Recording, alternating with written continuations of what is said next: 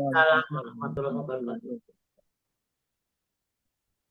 Alhamdulillahirrahmanirrahim. Wassalatu wassalamu ala asrofil mursalin wa ala alihi wa sahbihi ajmain. Amma ba, Bapak Ibu Kanda Yunda, saudara-saudara sekalian yang berbahagia, pada pagi hari ini kita sudah menginjak kajian Jumat pagi kita yang ke 200 lupa ini 209 ya. Insya Allah pada pagi hari ini narasumber kita yaitu Mang Dadan Dahnia. Beliau adalah Dewan Pertimbangan PPKBPI. Yang penting ini adalah CMB, Kop Mubalik Bandung, ya, sesepuh Jawa Barat. Yang topik pada pagi hari ini atau tema yaitu mewariskan peraturan dan keteraturan. Baik, kita langsung saja dibuka dengan baca basmalah. Bismillahirrahmanirrahim. Eh, jangan lupa pada pagi hari ini juga acara ini didukung oleh Lajisku KBPI. Yang mau sedekah subuh silahkan lihat di rekening Lajisku KBPI Pusat. Ya, untuk narasumber AA Mang Dadan Dania, mangga dipersilahkan. Seperti biasa waktunya 45 menit dan 15 menit tanya jawab atau dialog. Silahkan Mang Dadan. Bismillahirrahmanirrahim. Alhamdulillahilladzi hadana li hada wa ma kunna linahtadi laula an hadana Allah. Asyhadu an la ilaha illallah wahdahu la syarikalah wa asyhadu anna Muhammadan abduhu wa rasuluh. Amma ba'du.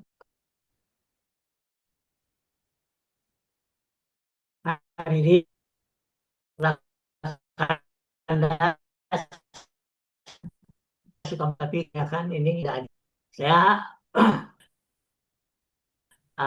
aktivis gitu ya. Saya kemudian oke, ya kita ngobrol saja mengenai aturan dan keteraturan.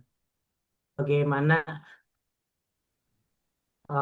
PI mengajarkan kita, mewariskan kepada si peraturan-peraturan. Bagaimana tradisi tersebut bisa terus berkembang di kehidupan-kehidupan beraktivitas di tempat lainnya. Obrolan kita hari ini. Jadi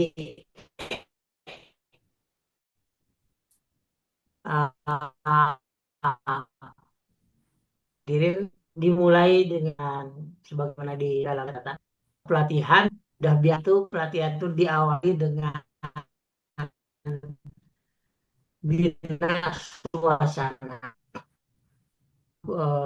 Tanpa suasana maka pelatihan jadi kurang mengesan. Sedikit yang hadir. Apa-apa. Peserta dibagi dua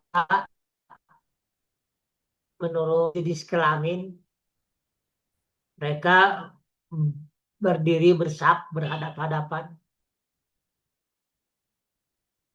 Kemudian ya,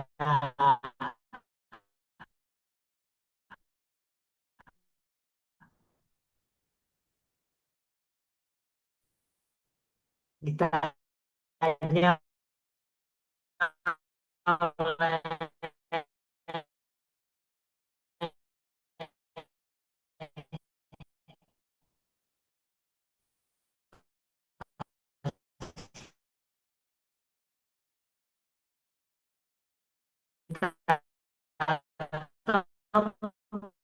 kenapa Anda berdiri? Ya, saya jadi bangga ini. Mau? Ya jelas Mang, jelas.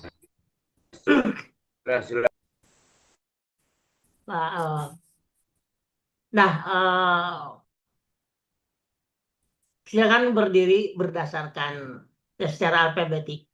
Namanya Ahmad SKJ misalnya di sebelah sini, nanti yang namanya Jainuri di sebelah situ. Nah, berjajarlah sesuai nama. Setelah itu ya ada perpak kan, verifikasi faktual harus dilakukan.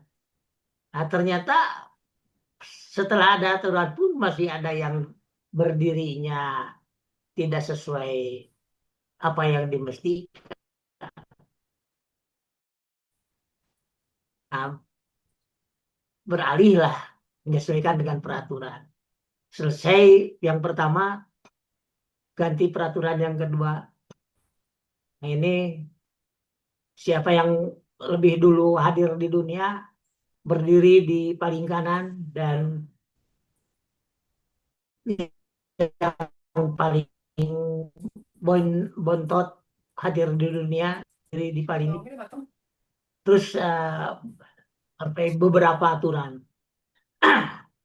Ketika fasilitator menanyakan kesannya ke peserta ya banyak yang menyampaikan, hanya saja yang paling digarisbawahi adalah perubahan peraturan itu menyebabkan perubahan posisi. Nah, itu antara lain yang kita pelajari di pelatihan. Nanti kita jalani juga di dalam kehidupan berorganisasi. Hadirin, kalau kita bertanya kapan, di mana, dan bagaimana kita mulai merasakan pentingnya keteraturan dan mulai menjalani peraturan, tentu saja selain di lingkungan rumah tangga, kita menemukan keteraturan itu, bukan menemukan, menjalani keteraturan itu berdasarkan peraturan yang ditemukan secara kesebayaan, peer-to-peer learning kalau istilah gagahnya ya. Saya atau siapapun sebenarnya bisa jadi tidak pernah diberitahu bagaimana caranya bermain petak umpet, bagaimana bermain loncat tinggi, spintrong, atau permainan-permainan lainnya. Ada gatrik, serorot gaplok, main gunung, kemudian benrong, galah, itu dan banyak-banyak lagi, termasuk backflash, congklak. Kita tahu itu dari teman-teman sebaya. Belajar mengetahui peraturannya dan belajar menaati peraturannya. Ketika tahu peraturan, dan kalau permainan itu permainan beregu, maka untuk membangun regu pun bisa jadi hari ini kita dengan si A, besok dengan yang lain. Dan untuk membentuk regu itu ya cukup dengan home pimpah ya, yang telapaknya terbuka berkumpul ya, yang telapaknya tertutup juga berkumpul di masing-masing itu. Jadi ada prosedur-prosedur untuk membangun tim, untuk melakukan kegiatan, ada prosedur-prosedur. Dan kejujuran itu antara lain itu dalam petak umpet. Bayangkan kalau kalau anak-anak itu sudah terpengaruh oleh politisi ya, bermain petak umpet, kemudian dinyatakan, nah kamu sudah ditemukan lebih dulu, artinya kamu jadi kucing ya, yang mencari. Kemudian dia mau ngangles, menghindar. Siapa saksinya? Bisa Anda buktikan bahwa saya yang pertama kali ditemukan? Ya susah juga membuktikannya. Tapi untunglah anak-anak bermain dengan kejujurannya, tidak memanfaatkan celah-celah kemungkinan itu.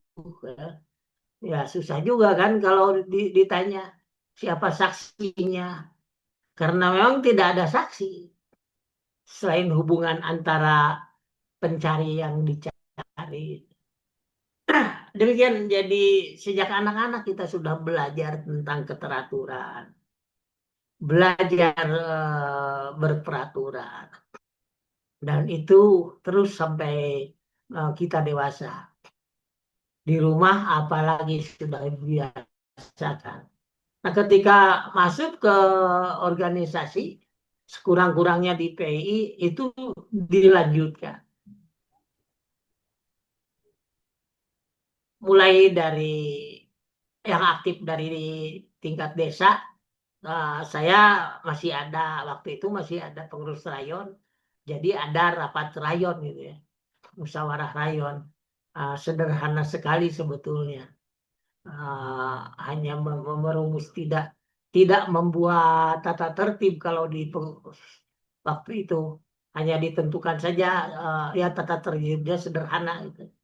Menyusun siapa calon ketua, kemudian merumuskan apa saja program kerjanya. Kalau di musyawarah komisariat sudah mulai ada itu, yang namanya tata tertib dan peraturan lainnya. Terus naik. Nah, di tingkat wilayah yang dimusyawarahkan itu oleh, bukan hanya draft-draftnya saja, tema dan problema pun menjadi ya cukup lama dimusyawarahkan. Saya memilih tema dan problema itu dulu ya, saya ingat Nur Hamid itu kalau masih petua, Bang Nur Hamid masih ada nggak itu, bareng dengan Haji Umar sering datang ke Jawa itu. Oh, Jin masih Jadi ada, saya sering ikut Jumat, mungkin ya ini kalau ada kali.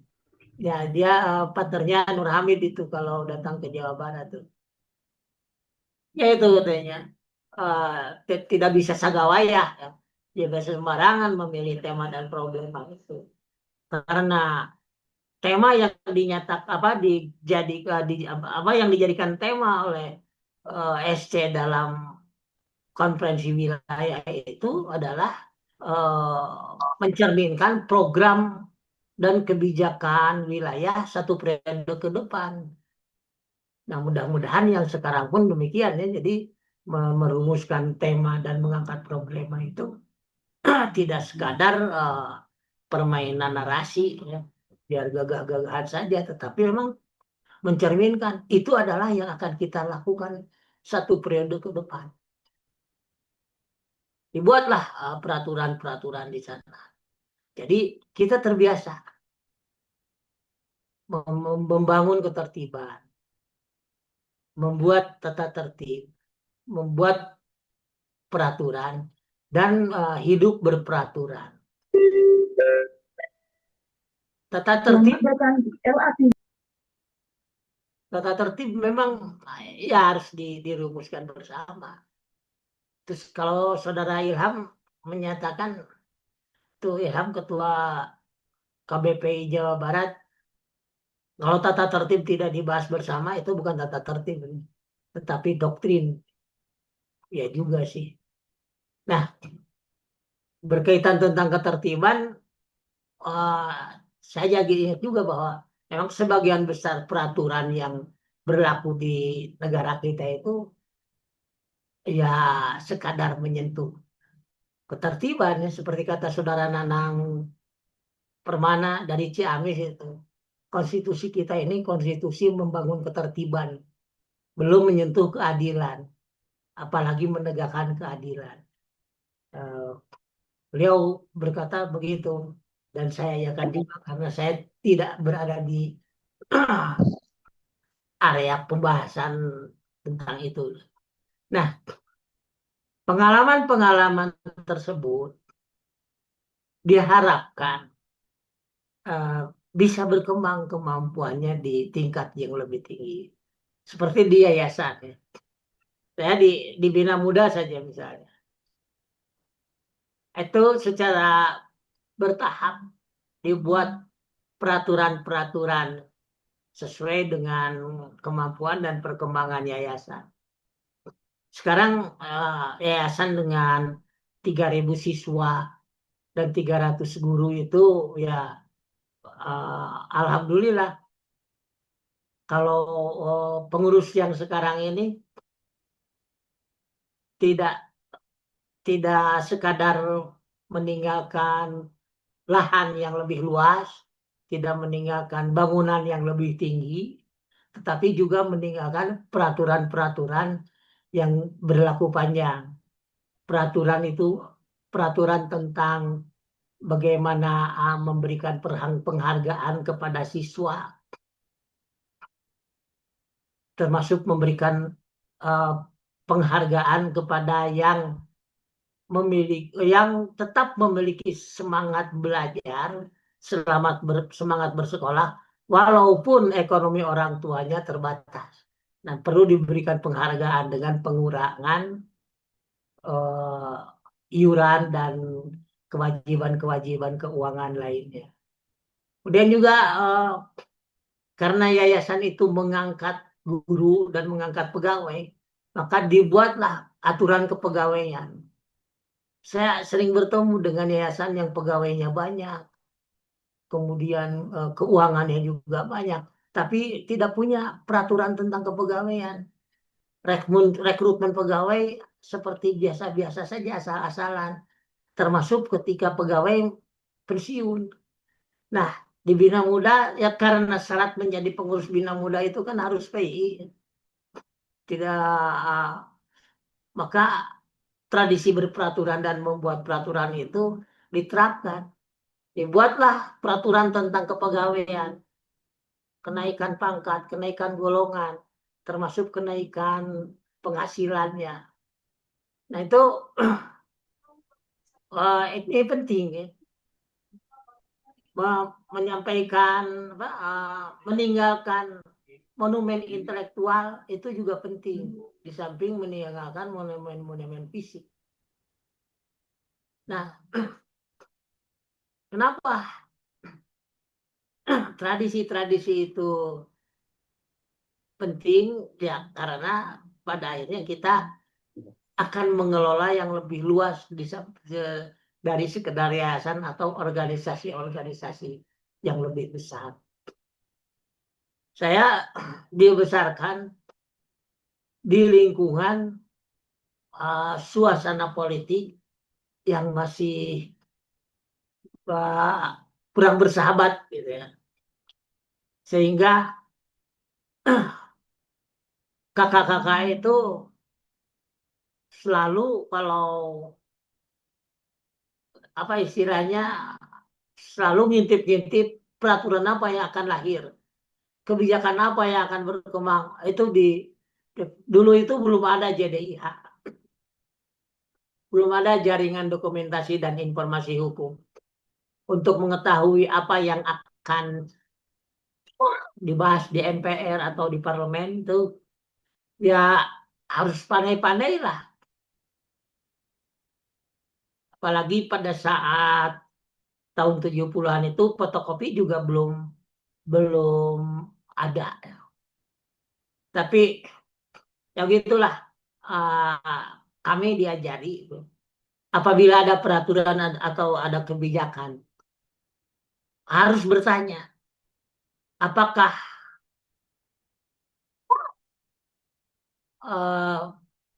kebijakan dan peraturan tersebut merugikan, mengganggu, mencederai syariat Islam, apakah merugikan PII dan atau organisasi Islam lainnya, apakah merugikan umat Islam, kalau tidak apakah merugikan masyarakat, apakah merugikan ekonomi desa, apakah merugikan otonomi desa, apakah merugikan otonomi daerah, apakah merugikan lingkungan, dan yang lain, apakah merugikan masa depan. Ini itulah sebabnya sejak tahun 73, saya 73 sudah di sekolah menengah atas, jadi sudah bisa jalan-jalan ikut unjuk rasa. 73 itu kami ngabring ke Jakarta dan ikut demo tentang undang-undang perkawinan. Kemudian tahun-tahun berikutnya juga sudah biasa. Bagaimana ketika aliran kebatinan mau diberlakukan dan disejajarkan dengan agama. Kemudian ketika KNPI mau dijadikan satu-satunya organisasi yang mewadahi pemuda. Ketika undang-undang keormasan yang mewajibkan semua organisasi, termasuk organisasi Islam, menjadikan Pancasila sebagai ajas, itu diberlakukannya.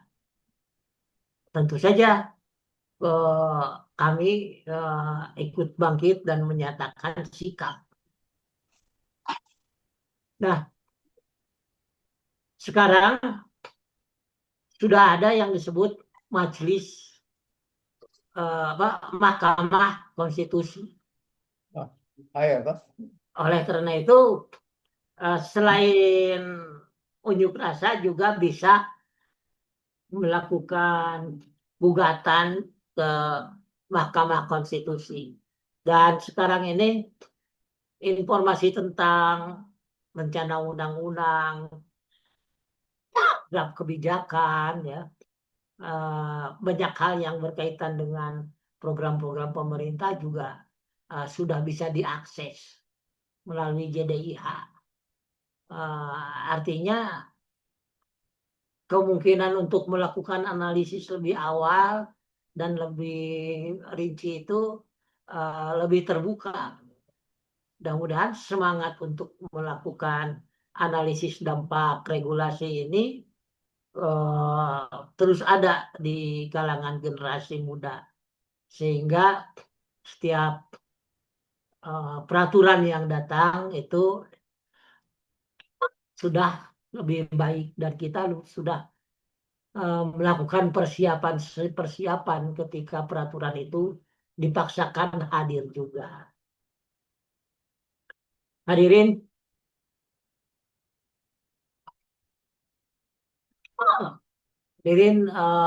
berkaitan dengan peraturan, ya karena pengalaman berperaturan itu pada awal-awal reformasi itu banyak saudara-saudara muda saya, junior-junior yang ada rezeki jadi anggota DPRD. Biasanya ada 2 nih anggota DPRD itu. Kalau yang SAG atau sarjana dari IAIN biasanya jadi sarjana dulu, kemudian jadi anggota DPRD. Nah, saudara saya yang muda yang kebetulan jadi anggota DPRD dulu juga pada akhirnya selesai anggota DPRD jadi SIP gitu ya. Ya. Nah, ini satu periode ada junior yang jadi ketua DPRD di Kota Bandung. Orang Cirebon dia. Bukan orang Priuk ya? Bukan orang Cirebon, itu mewakil yang Priuk. Setelah dia. Periode berikutnya orang Cirebon jadi ketua DPRD nih, Cirebon. Dia kalau dikasih amplop itu menolak tuh, nggak usah. Kami ada ya seperti inilah Abdullah Yahmawa kalau dia ceramah tentang korupsi, dia mah minum saja puas sendiri.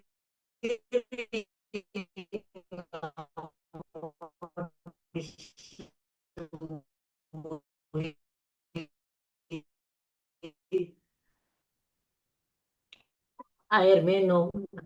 Nah, kata anggota DPR ini baik kualitas amplop. PI yang lain bantuan oleh anggota. Junior yang satu juga paham nih, ini orang susah kalau diajak bicara nih. Kalau diajak ya menerima amplop. Tapi karena kader PI mungkin cerdik juga nih.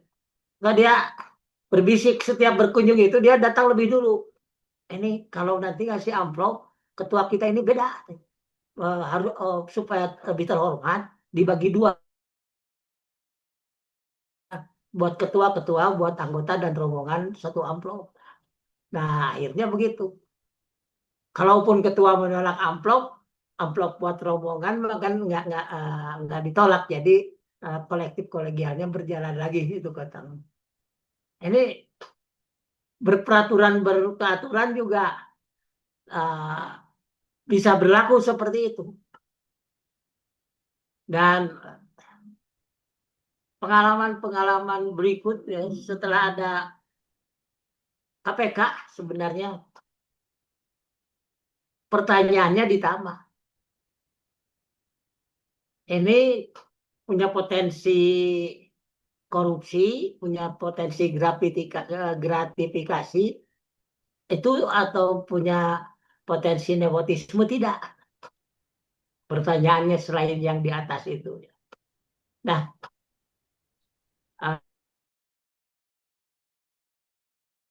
peraturan itu kalau di dunia di Indonesia maksud saya, bukan di dunia, peraturannya itu kelihatan kalau awal-awal reformasi itu enak ya. Seperti tentang otonomi daerah di undang-undang pada awal-awal itu enak-enak dibacanya, walaupun pada akhirnya ya di akhir periode ada undang-undang yang nyelekit juga, yaitu Undang-Undang Nomor 7 Tahun 2004 mengenai sumber daya air. Itu terasa sekali bahwa undang-undang tersebut berpihak kepada pengusaha. Oleh sebab itu langsung digugat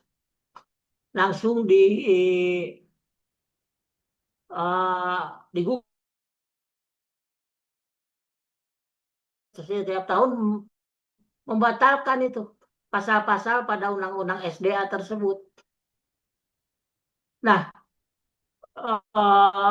pada akhirnya tahun 2013 undang-undang tersebut dinyatakan dibatalkan seluruhnya.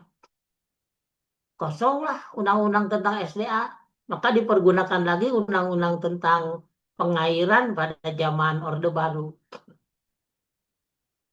DPR tidak langsung menyusun, ya membuat undang-undang tentang SDA.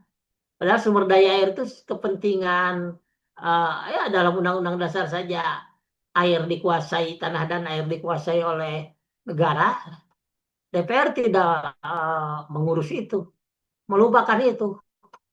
Dan baru dimasuk agenda persidangan lagi tahun 2014. Itu pun selama 5 tahun 2019. Itu dengan catatan-catatan. Misalnya pada awal-awal itu mata air dan sumber-sumber air masyarakat dikelola oleh badan usaha, oleh BUMD dan BUMDes. Pada naskah terakhirnya pihak ketiga, jadi perusahaan juga akhirnya bisa mengurus juga ya. Nah, itu tentang SDA yang cukup panjang itu dari tahun 2004 sampai 2019 terjadi perubahan. Dan sebelumnya itu yang lebih mencurigakan itu World Bank itu menawarkan pinjaman ya dengan ada loan and grant. Loan-nya itu, grant-nya itu 30%. Jadi kalau pinjam 10 miliar dikasih grant 3 miliar. Tapi ya, dan ternyata setelah program loan and grant yang besar itu ya, untuk loan and grant ini untuk kepentingan air bersih. Nah, undang-undang lainnya ya seperti undang-undang tentang otonomi daerah, bukan sekadar jadi ada perubahan undang-undangnya. Undang-undang lainnya seperti undang-undang keinsinyuran, undang-undang pertambangan dan lainnya itu menggerogoti kewenangan mengeluarkan izin yang terjadi kabupaten kota, seperti izin usaha pertambangan itu IUP, ditarik ke provinsi. Akibatnya kabupaten kota tidak bisa menjalankan tugasnya. Maksudnya tidak punya kewenangan apapun terhadap pertambangan itu. Karena izinnya memang dari provinsi. Kemudian dalam hierarkis perundang-undangan, Undang-Undang nomor 10 tahun 2004 itu menyatakan bahwa uh, peraturan desa itu bagian dari perundang-undangan.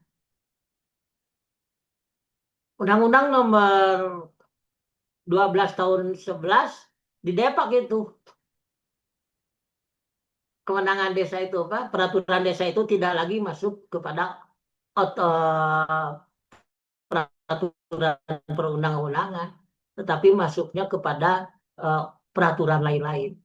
Jadi ada banyak pekerjaan DPR setelah periode ketiga ke sini yang mulai mengubah undang-undang yang tadinya pro masyarakat menjadi afirmatif.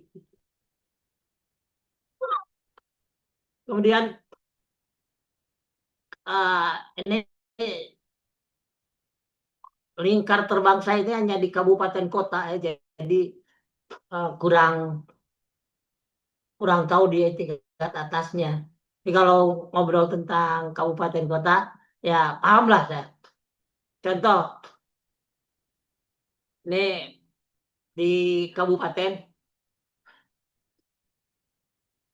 Bandung pernah teman saya yang di Dispenda itu menjanjikan akan menaikkan PAD dari pajak restoran dan hotel 100% ya, dari 10 miliar ke 20 miliar. Nah, kebetulan ada anggota DPRD yang anak PI itu ya.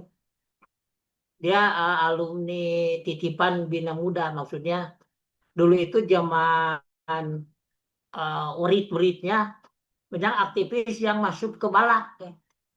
Banyak aktivis yang ditahan, termasuk bapaknya Ihsan, bapaknya Pak Nur Iman ya, suaminya Ustadzah Leni Umar.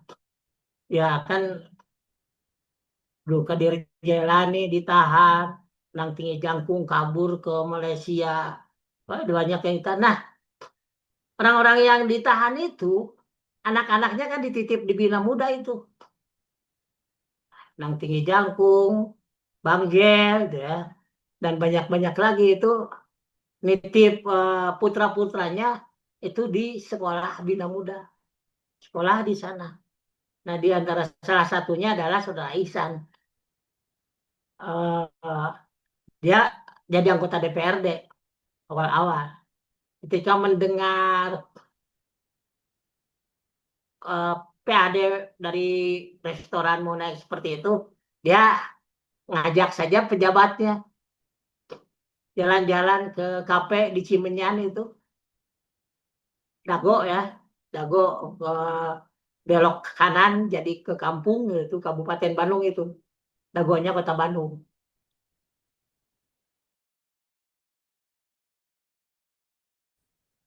Kafe yang di depan saja sudah ada pelang. Setiap yang datang ke sini, kalau jajan minimum harus jajan sebanyak minimum 500.000 per orang.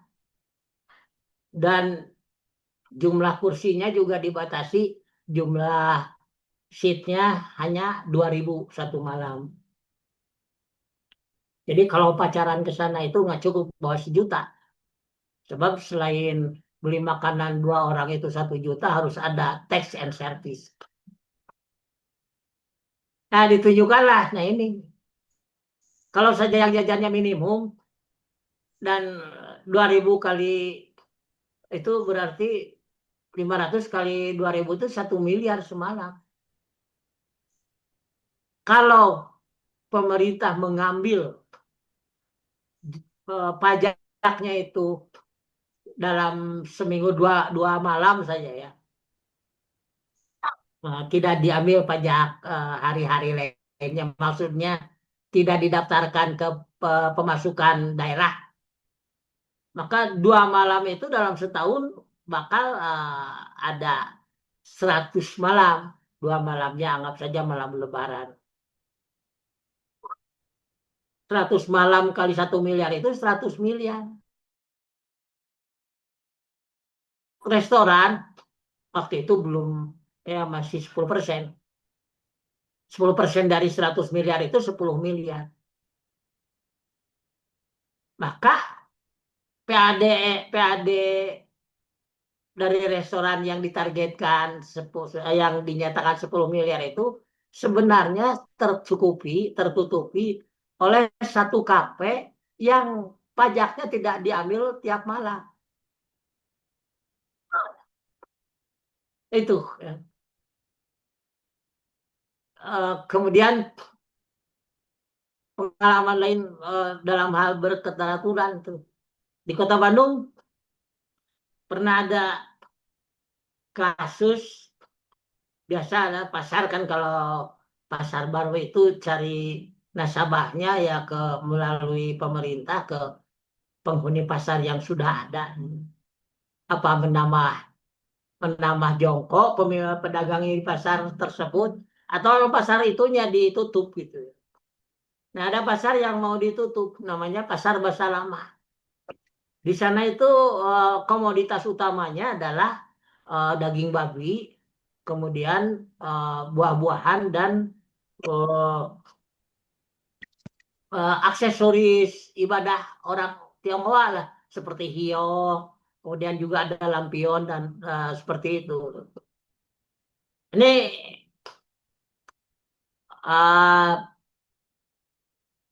penghuni pasar menunjuk pengacaranya itu orang stasiun Timur 20 gitu. Nah, pada saat itu stasiun Timur 20 dan Sabang 10, kemudian juga organisasi Atas bawah kan? Atas apa bawah? Atas lah. Kalau bawah polisi kan? Iya, polisi juga ikut kita kan kalau demo gitu ya. Jadi ya kasus yang sedang dihadapi oleh OKP pada waktu itu adalah dampak dari adanya Undang-Undang Nomor 29 tahun 2000, Undang-Undang Nomor 28 tahun 2009 tentang pajak daerah dan retribusi daerah. Di pasal 140 hiji 41E itu dinyatakan pemerintah daerah bisa menarik retribusi penjualan minuman beralkohol. Kalau di Bandung udah biasa sih yang jualan alkohol, jualan minuman beralkohol, cuma tidak punya izin resmi dan tidak ditarik retribusi resmi. Nah, dengan adanya undang-undang tersebut kan jadi ada kesempatan buat pemerintah daerah menarik retribusi. Nah, tapi ya LKP protes. Jangan ada lah izin minuman beralkohol. Nah, sedang protes-protes begitu, kan tidak enak juga ketika saudara Asep Rusad yang menjadi pengacara Pasar Babi itu mengerahkan massa protes supaya Pasar Babi jangan dibongkar gitu ya. supaya pasar babi jangan ditutup gitu ya. Nggak enak juga ya. Akhirnya ya kebetulan banyak orang-orang yang keluarga besar PII, GPI, kemudian juga Persis dan organisasi Islam lainnya yang dekat dengan wali kota. Akhirnya ya berbisiklah.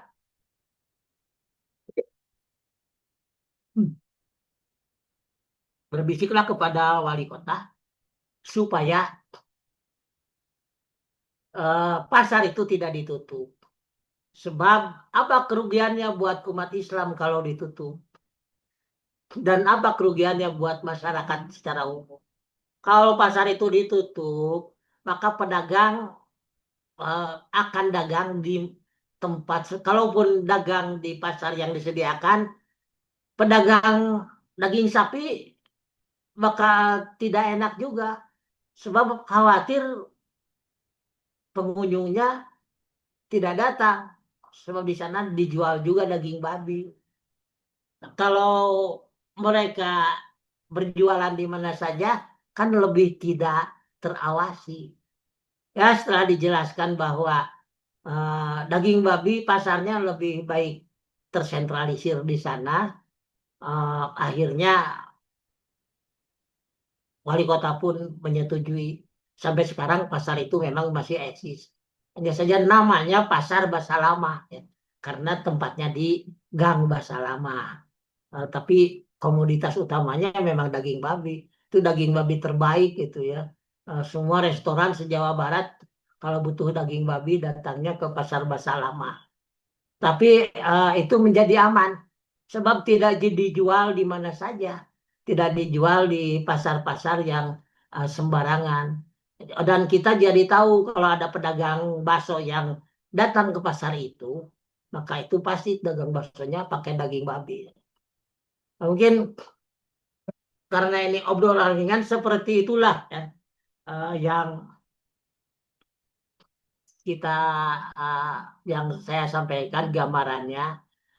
Tapi ya di akhir nih ada kekhawatiran juga sebab saya ini menyaksikan kader-kader PII, maksudnya kader-kader Menteng itu, saya aktif di GPI, aktif juga di GPI itu ya. Uh, Kesini-sininya menjadi kurang menghargai peraturan ya. Contoh saja ketua GPI yang sekarang, juga ketua GPI yang sekarang itu dipilih melalui muktamar atau munas yang aneh gitu ya. Kenapa aneh? Sebab pendaftaran calon ketua umum yang mestinya bagian dari isi musyawarah nasional, menjadi bagian dari proses musyawarah, itu didaftarkannya di depan. Sebelum musyawarah calon ketua itu sudah daftar. Jadi ada fungsi-fungsi musyawarah nasional atau muktamar yang diambil alih oleh SC. Dan celakanya untuk menjadi calon itu juga harus iuran. Kemarin iurannya 5 juta gitu ya. Nah ini khawatir juga saya nih kalau anak kader-kader PI sudah ketika ganti organisasi jadi aneh gitu ya. Dan organisasinya juga masih komunitas Menteng gitu.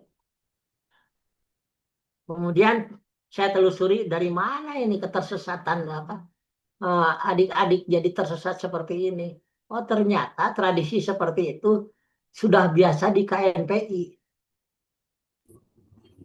Rupanya tradisi di KNPI diambil alih oleh GPI dan GPI dan mudah-mudahan ke depan tidak terjadi lagi gitu ya. Jawa Barat hampir saja ikut tersesat seperti itu. Hanya saja karena kader PI-nya lebih banyak gitu ya. Maksudnya kader PI yang muda-mudanya lebih banyak itu bisa dihindari gitu ya. Uh, Sistem pemilihan ketua yang diambil alih oleh SC. Demikian mungkin sebagai pengantar dan mudah-mudahan obrolan ringan ini bisa menjadi lebih berbobot dengan tambahan dari hadirin sekalian. Assalamualaikum warahmatullahi wabarakatuh. Waalaikumsalam warahmatullahi Waalaikumsalam wabarakatuh. warahmatullahi Baik, wabarakatuh. Kang Dadang, ini sangat inspiratif sebetulnya ya apa yang disampaikan tadi dari game-game kulinan budak ya. Ini saya ingin sebelum yang lain merespon peraturan dan keteraturan ternyata memang juga dipengaruhi oleh faktor-faktor lain ya. Misalnya tadi petak umpet ya, Kang Dadang ya. Petak umpet itu kan kalau yang ketemu duluan kan harus jadi ya, jadi kucing gitu ya. Tapi karena yang ketemu duluan itu adalah baturnya, temennya, ya diantepin dulu, cari yang lain dulu ya. Karena kalau dia ditebak duluan ya akan jadi menggantikan posisi dia, sehingga menjadi semacam tanda petik tersiksa. Maka dibiarkan saja dulu cari yang lain. Nah, kalau yang lain sudah ketemu baru si yang kepanggih di awal tadi baru ya kamu ketemu ya, gitu. Jadi ya ini faktor apa ini? Ini ternyata juga berlaku juga dalam kehidupan nyata nih. Ya, karena baturnya diantepin aja dulu ya. Bahkan ada yang diponis sudah 1 tahun lebih ya, dan 6 tahun belum juga dikandangin. Mungkin filosofi dari petak umpet tadi, Kang Dadang. Baik, ini sudah ada yang resign ya Pak Mbah Jahrawi, Pak Gus Wahid. Silahkan Mbah Jahrawi dulu. Silahkan Mbah. Assalamualaikum warahmatullahi wabarakatuh. Assalamualaikum warahmatullahi wabarakatuh. Assalamualaikum warahmatullahi wabarakatuh. Ya, selalu teriring doa, semoga yang terhormat moderator dan narasumber selalu dianugerahi bimbingan dari hidayah Allah. Amin. Ya, Baik. awet sehat manfaat dunia sampai akhirat. Amin. Amin. Tadi yang dipaparkan itu terkait dengan peraturan dan keteraturan. Ini memang kita dihadapkan dengan keprihatinan dan ironis. Karena kita dalam hal kaderisasi untuk kepemimpinan nasional ini kita kebetulan selalu dikalahkan dan dikalahkan. Nah, oleh karena itu ini memang masalah, tetapi saya mohon nanti bagaimana melalui PII ya, melalui PII ini outputnya lahir kader-kader yang memahami dan ada internalisasi implementatif terkait dengan Al-Quran dan Sunnah Rasul agar nanti bisa terhindar dari subjektif klaim. Karena saat ini kita ternyata kalah dengan kaderisasi oleh Jokowi gitu loh. Ini masalah serius sebenarnya.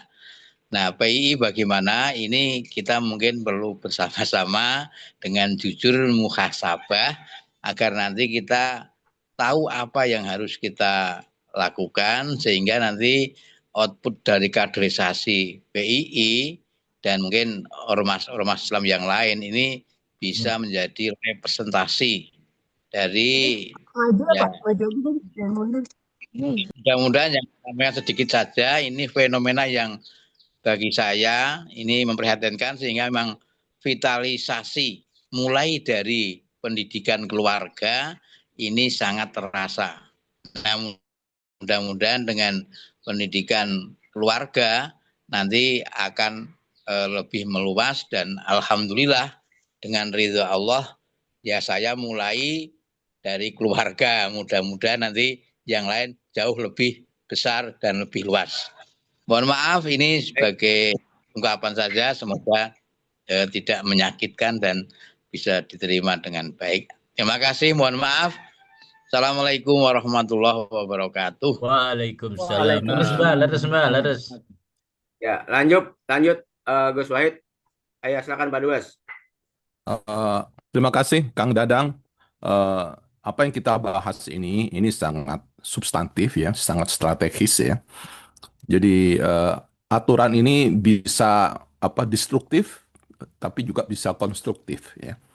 Nah, oleh karena itu ini kita harus menyadari filosofinya. Nah, kita tidak boleh hanya sekedar mengerti apa itu peraturan, tapi mengapa ini dilakukan? Karena memang Islam juga begitu, isinya peraturan semua. Tapi persoalan apa? Tapi kan kita yakin siapa sebetulnya yang punya otoritas untuk membuat aturan. Nah itu kan Allah yang maha kuasa. Nah kita kan nggak punya kekuasaan. Nah kekuasaan itu karena apa itu diwakilkan ya pemerintah.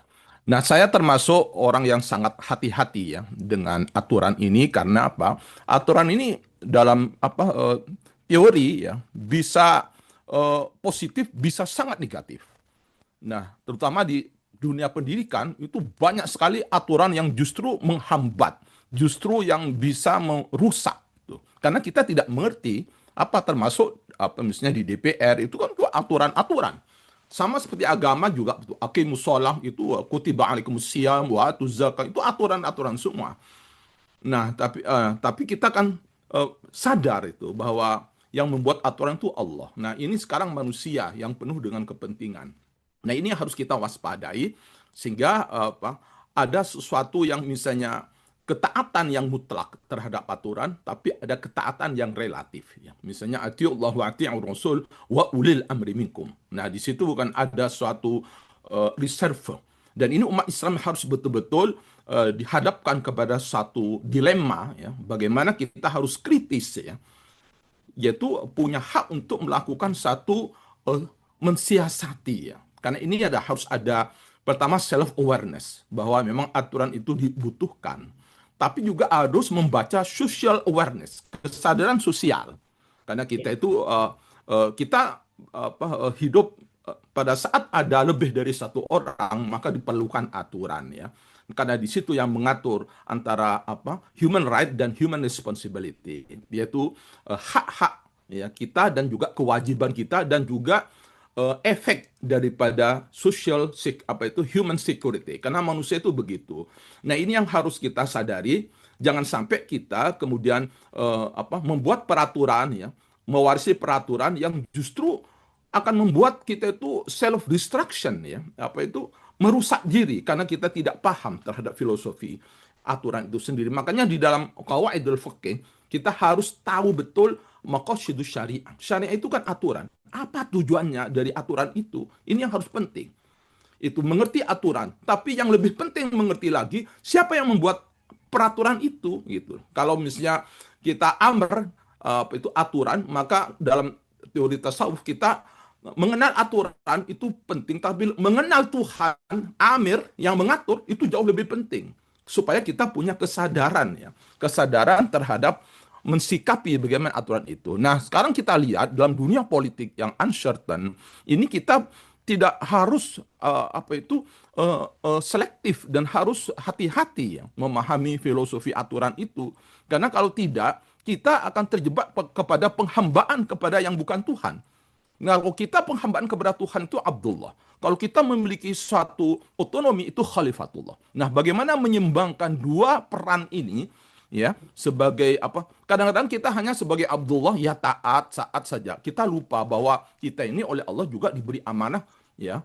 Jadi manusia itu hebat, ya, bukan karena dia ibadah saja seperti malaikat, tapi juga dia harus punya kreativitas, harus melakukan inovasi. Nah, inovasi itu sebetulnya adalah suatu penjebolan terhadap aturan yang sebetulnya sudah tidak relevan lagi. Nah, sejauh mana kita punya kesadaran bahwa aturan itu harus ada tajdid, ya, pembaharuan terus-menerus, ya, harus terus-menerus. Nah, ini kita jangan sampai kemudian keteraturan tapi kita kemudian menjadi beku, ya. Peraturan yang kemudian tidak membuat kita lebih maju. Makanya ada semacam qawaidul fiqh. Kita perlu menjaga keteraturan, muhafadzatu ala qadimus salih. Tapi kalau ada yang jauh lebih baik, kita punya panggilan wal akhdhu bil jadidil aslah, antara kebaikan dan lebih baik, ya, dan terbaik. Nah, disinilah harus ada keseimbangan, kesadaran bagaimana melihat suatu peraturan sebagai objek tapi juga sebagai subjek. Nah, umat manusia itu di satu sisi dikenakan sebagai objek, yaitu sebagai Abdullah, ya, dia harus taat kepada aturan, tapi di sisi yang lain dia harus punya otonomi untuk bisa mengkritisi, tidak sekedar menerima saja aturan itu, ya, karena disitulah ada satu fursah, suatu kesempatan untuk melakukan apa itu tajdid ya. Makanya apa itu Allah itu kepada suka kepada yang soleh dan aslah, yaitu apa? Kebaikan, progres, suatu kemajuan. Makanya tak heran kalau ulama selalu apa itu berdoa Allah menja'al yaumana khairan min amsina waj'al ghadana khairan min yaumina. Jadi itulah. Nah, bagaimana kita membangun kesadaran supaya apa itu kesadaran terhadap peraturan itu kesadaran yang progresif, bukan statis. Ya, itu aja Mang Dadang. Terima kasih. Oke, ya, makasih Gus Wahid. Ya, jadi memang peraturan itu harus aspiratif ya, mau